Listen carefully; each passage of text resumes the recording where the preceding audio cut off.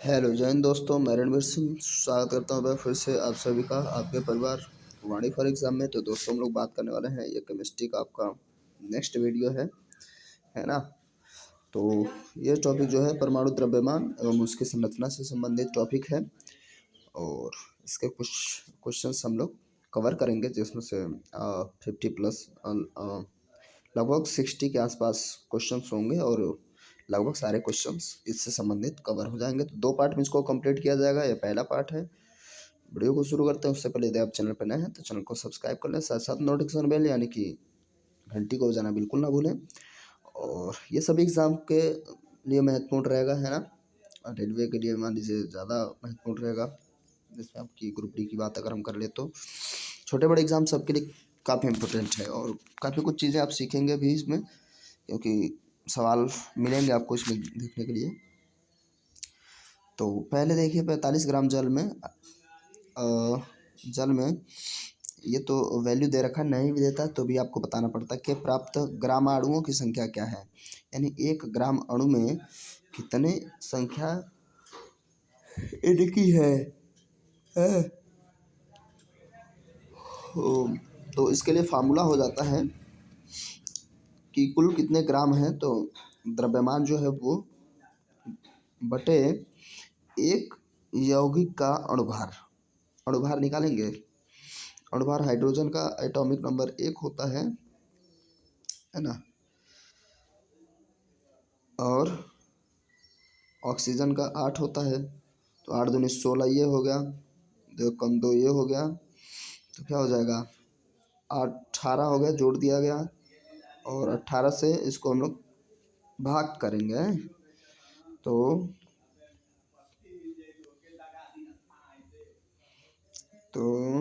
इसको direct divide करेंगे। चलिए अच्छा छोटा कर लेते हैं। 3 छक 18 और 3 एक कम 3, 3 5 15, फिर 3 दूनी 6 और 3 5 15, यानी कि 2.5। करेक्ट आंसर ये वाला है 2.5। ठीक है, इसको हम लोग देखिए, आपको ये ध्यान देना है कि जो एटॉमिक मास होता है ना, द्रव्यमान जो होता है एटॉमिक नंबर का लगभग 2 गुना होता है।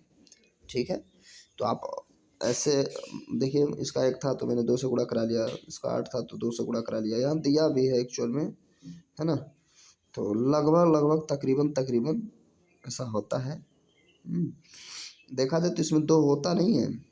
पूछिए क्यों? क्योंकि हाइड्रोजन में न्यूट्रॉन होता ही नहीं है, तो इसलिए एटॉमिक नंबर इसका 1 ही होगा।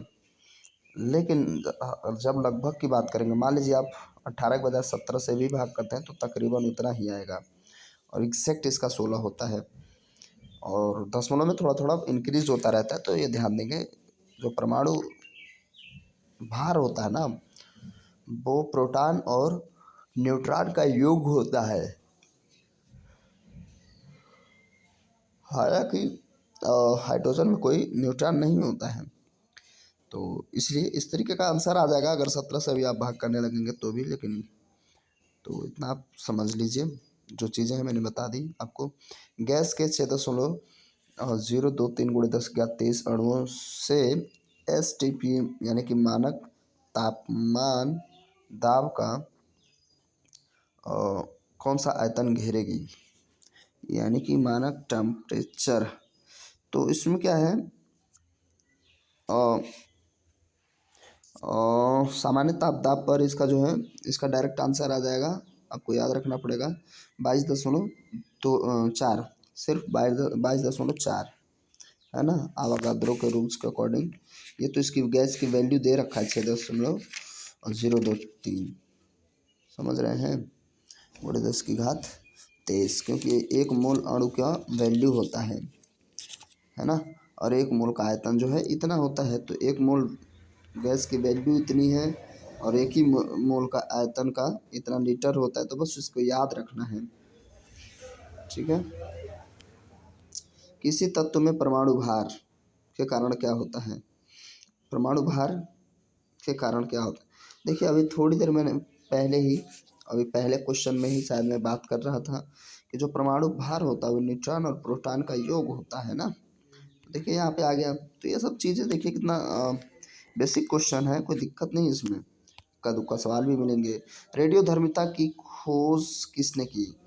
तो रेडियोधर्मिता सभी लोग जानते हैं, मैडम क्यूरी, है ना। मैडम क्यूरी,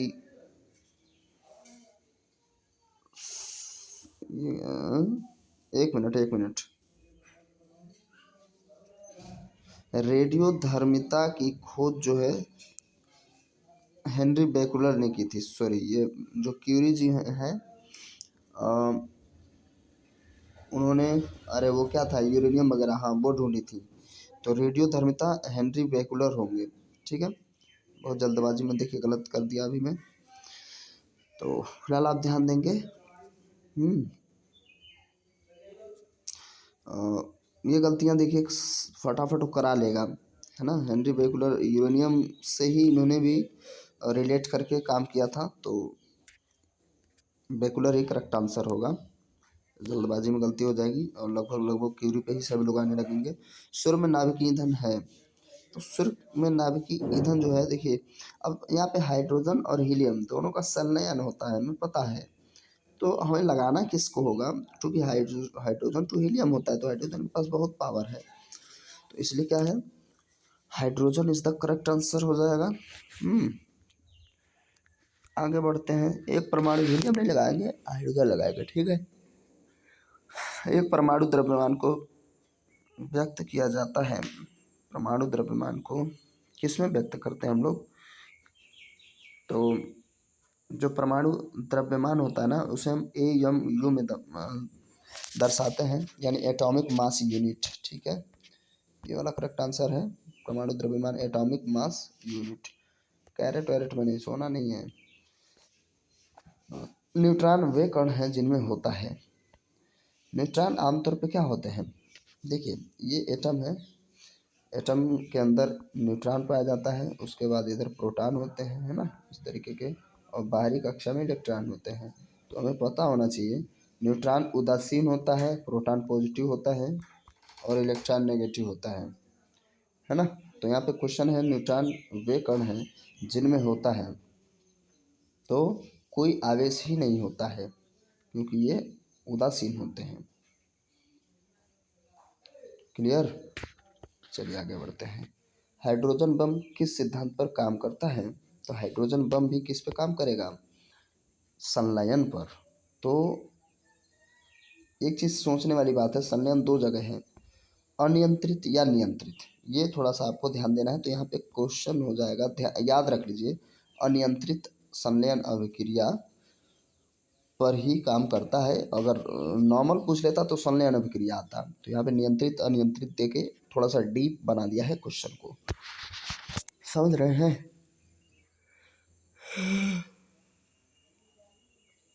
तो चलिए आगे बढ़े हम लोग।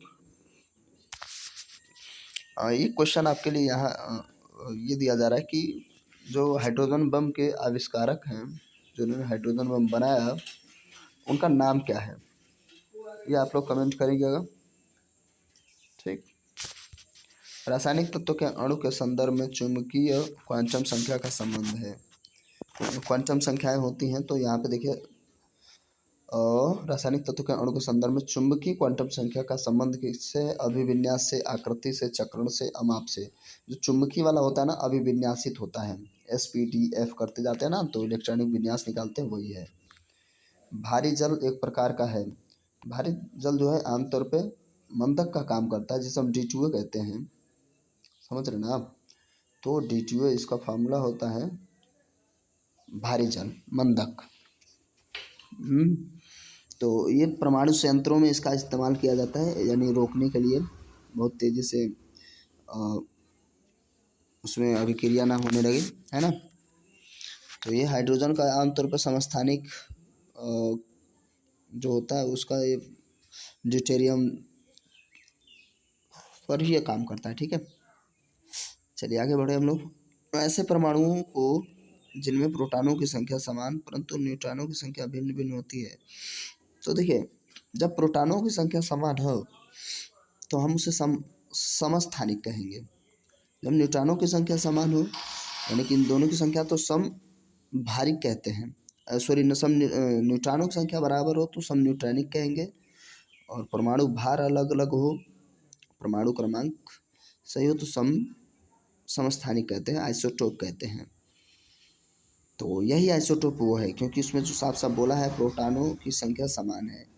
प्रोटॉन समान है तो परमाणु क्रमांक समान ही है, समस्थानिक हो जाएगा, स्थान समान है। आइसोटोप जो होता है न्यूट्रॉन अलग अलग ना हो तब एक जैसा हो। गुब्बारों को हाइड्रोजन हाँ क्या है फिर से, गुब्बारों को हाइड्रोजन तथा हीलियम के समान ग्राम अणुओं से भरा जाता है। दोनों एक ही आकार के छेद किए जाते हैं। सबसे पहले ये क्वेश्चन देखिए कितना प्यारा सा है। सबसे पहले कौन सा गुब्बारा संकुचित हो जाएगा, क्या हाइड्रोजन वाला या हीलियम वाला? दोनों समान भरे गए हैं, दोनों में समान छिद्र हुई है। तो यहाँ पे आपको सोचने नहीं सोचेंगे तो भी सही हो जाएगा, क्योंकि देखिए क्रियाशील कौन सा है, हाइड्रोजन। हीलियम तो अक्रिय है ना, समझ रहे हैं, तो बहुत तेजी से भागेगा, तो इसलिए क्या हो जाएगा, हाइड्रोजन वाला खाली हो जाएगा, हीलियम तो अक्रिय है। समझ रहे हैं, तो करेक्ट आंसर क्या होगा, हाइड्रोजन से भरा हुआ गुब्बारा पहले संकुचित हो जाएगा, यानी कि सिकुड़ जाएगा।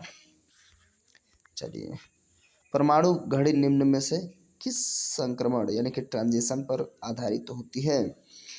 तो परमाणु घड़ी जो है सीजियम पर आधारित होती है, तो इसका करेक्ट आंसर सीजियम है। बस इसमें ज़्यादा कुछ है नहीं, बस याद रखना है।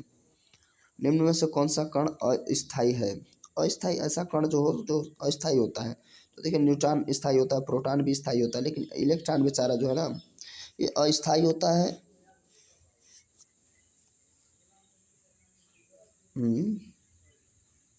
अस्थायी होता है। तो एक मिनट इसको देखता हूँ जरा। यहाँ पे देखिए थोड़ी सी गलती हो रही है।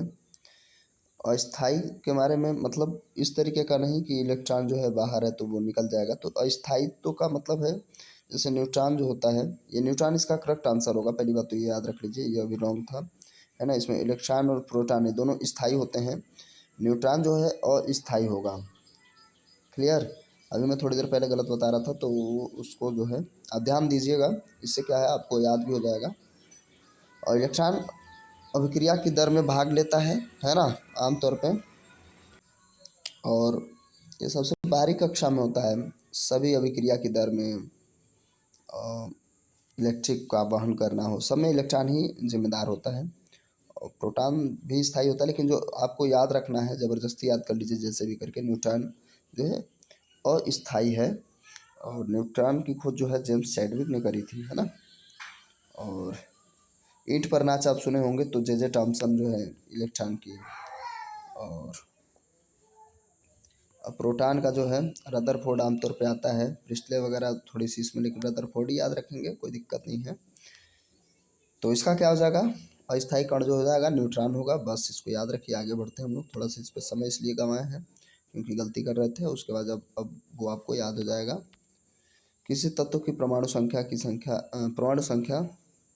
किसी परमाणु हाँ तत्व की परमाणु संख्या, कभी भी परमाणु संख्या जो है ना उसके प्रोटॉनों पे, नाभिक में प्रोटॉन कितने हैं उसी से हमें पता लगता है, समझे।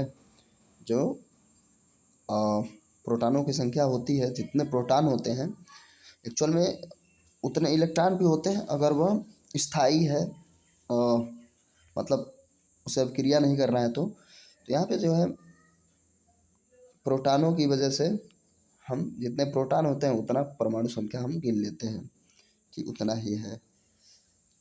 ठीक, आगे चलें।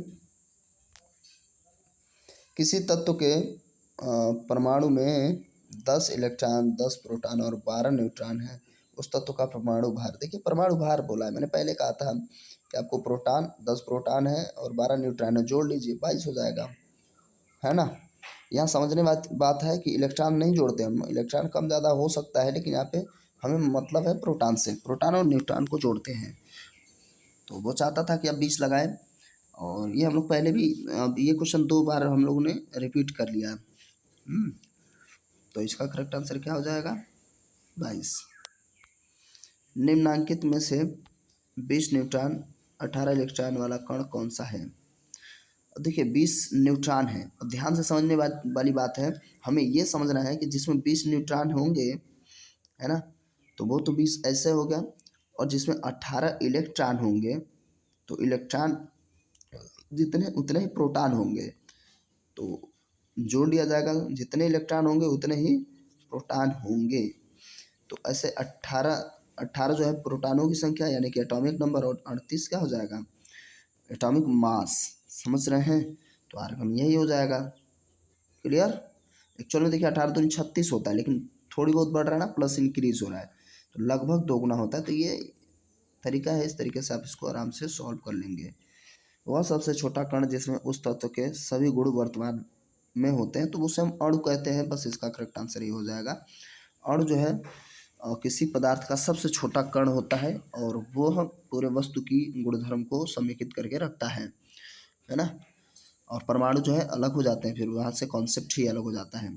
परमाणु भी इलेक्ट्रॉन, प्रोटॉन और न्यूट्रॉन से मिलकर बनते हैं। तो कई प्रकार के परमाणुओं से मिलकर के एक अणु बनता है। जैसे मान लीजिए H2O की अगर हम बात करें, तो H2O का सबसे छोटा बूंद आप ले लीजिए, तो वो जल ही रहेगा, तो वो अणु कहलाएगा। लेकिन जब हम परमाणु की बात करेंगे, तो यहाँ पे हाइड्रोजन और ऑक्सीजन अलग अलग हो जाएंगे। समझ रहे ना, तो अब ये परमाणु हो जाएंगे। तो आगे बढ़े। पदार्थ का सबसे छोटा कण जिसका स्वतंत्र अस्तित्व है और मूल पदार्थ के गुणधर्म को धारण किए रहता है, कहलाता है। फिर से देखिए सेम क्वेश्चन अगेन रिपीट हो रहा है, और वही परिभाषा मैं अभी बोल रहा था, तो वही है आपका अणु हो जाएगा। क्लियर। बस आगे बढ़ते हैं। एक परमाणु के 19 प्रोटॉन 20 न्यूट्रॉन है। ये क्वेश्चन बहुत पूछ रहा भाई। 19 प्रोटॉन बड़ा अच्छा, ग्रुप डी में पूछ रहा, तो एग्जाम के अनुसार ही पूछे ना, क्या करा, इसीलिए तो हाँ 19 प्रोटॉन है 20 न्यूट्रॉन है। द्रव्यमान क्या है भाई, जोड़ना पड़ेगा, और क्या करेंगे हम लोग, 39 होएगा। तो ऐसा सा क्वेश्चन भी कर रहा है, खाली जोड़ना जोड़ना घटाने वाला कॉन्सेप्ट। चलिए, उज्जन यानी कि हाइड्रोजन परमाणु की न्यूट्रॉन संख्या, यार ये याद रखिए, उज्जन हाइड्रोजन नहीं देता तो आज हम लोग का तेल निकल गया होता। उज्जन जो है हाइड्रोजन परमाणु की न्यूट्रॉन संख्या है। तो न्यूट्रॉनों की संख्या जो होगी 0 होगी हाइड्रोजन की, मैं थोड़ी देर पहले बताया था, है ना। है क्या बोला है, परमाणु की न्यूट्रॉन संख्या,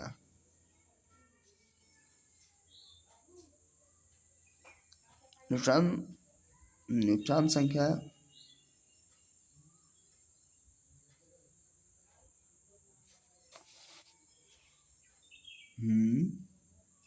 इसका 0 ही होगा करेक्ट आंसर। अगर आपको कोई डाउट है तो आप कमेंट कर सकते हैं, ठीक है। क्योंकि हाइड्रोजन में ये उज्जन थोड़ा सी बात नहीं समझ में आ रही है। अगर हाइड्रोजन की ही सीधी बात करें, तो हाइड्रोजन में न्यूट्रॉन होता ही नहीं है, इलेक्ट्रॉन और प्रोटॉन होता है, ठीक है। तो यहाँ पे 0 करेक्ट आंसर हो जाएगा। चलिए आगे बढ़ते हैं। नाभिक रिएक्टर में भारी जल D2O का प्रयोग किस रूप में किया जाता है, तो मंदक के रूप में किया जाता है। क्वेश्चन बार बार रिपीट हो रहा भाई। किसी तत्व के परमाणु का परमाणु क्रमांक 17 है और द्रव्यमान संख्या 36 है, उसके न्यूक्लियस में न्यूट्रॉनों की संख्या है, यानी कि केंद्रक में न्यूट्रॉनों की संख्या। ध्यान से देखिए, वो फिर से घटाने के लिए कह रहा है। परमाणु क्रमांक कितना है, 17, यानी कि उसमें प्रोटॉनों की संख्या कितनी है, 17, और द्रव्यमान संख्या कितना बोल रहे, 36। हमें पता है द्रव्यमान संख्या में से अगर हम प्रोटॉनों की संख्या निकाल लें, तो बचेगा क्या, न्यूट्रॉनों की संख्या। तो यहाँ पे हम घटाएंगे तो बचेगा 9, 19, है ना। तो यहाँ पे करेक्ट आंसर 19 होगा। तो जोड़ घटाना वाला कॉन्सेप्ट चल रहा है, और लेकिन ये समझेंगे तभी, है ना। अब आगे नेक्स्ट क्या है, न्यूक्लियर रिएक्टर में भारी पानी का प्रयोग किस रूप में किया जाता है। यार बार बार वही क्वेश्चन क्यों पूछ रहे हो भाई, शीतल। लेकिन अब थोड़ा सा क्वेश्चन जो है बढ़िया क्या है ना। और क्वेश्चन जो है, क्वेश्चन का मतलब ऑप्शन ठीक है, शीतलक। इसका जो है यहाँ पे देखिए परमाणु भंजक जब आप करने जाएंगे तो वहीं पे गलत हो जाएंगे, इसका शीतलक ही रहेगा। क्वेश्चन ये 3 बार पूछ चुका है इतने दूर में। यूरेनियम विखंडन की सतत प्रक्रिया को जारी रखने में किस कण की जरूरत होती है, तो यूरेनियम विखंडन, जो यूरेनियम का विखंडन चलता रहता है कंटिन्यू कंटिन्यू कंटिन्यू, उसमें न्यूट्रॉनों की ज़रूरत होती है आमतौर पे, है ना। जैसे यूरेनियम का 238 237 आप जानते होंगे, है ना। तो ये आमतौर पे क्या होता है, सब न्यूट्रॉनिक होता है। जिसमें संभारिक, हाँ संभारिक कहते हैं उसे हम लोग, तो संभारिक होता है। और बस ये क्वेश्चन आपके लिए है, क्योंकि इसके बाद अगले सेट में हम लोग बात करेंगे बाकी आगे का क्वेश्चन। एक तत्व को दूसरे तत्व में बदलने का प्रक्रम क्या कहलाता है? रेडियो एक्टिव क्षय, तत्वांतरण, संयोजक आबंध का निर्माण, संकरण। तो एक तत्व को दूसरे तत्व में कन्वर्ट करने की जो क्वालिटी है या प्रक्रम है उसे हम क्या कहते हैं? तो ये आप कमेंट बॉक्स में इसका आंसर करिएगा। ABC करके भी आप कर सकते हैं, 1 2 3 4 करके भी कर सकते हैं। तो ये वीडियो यहीं तक समाप्त होगा। कैसा लगा वीडियो कमेंट करके ज़रूर बताएंगे। थोड़ा सा भी हेल्पफुल रहा हो तो वीडियो को लाइक करिए, चैनल को सब्सक्राइब रखें और नोटिफिकेशन बेल को हिट रखिए। चलिए मिलते हैं वीडियो, तब तक के लिए नमस्कार, जय हिंद, जय भारत।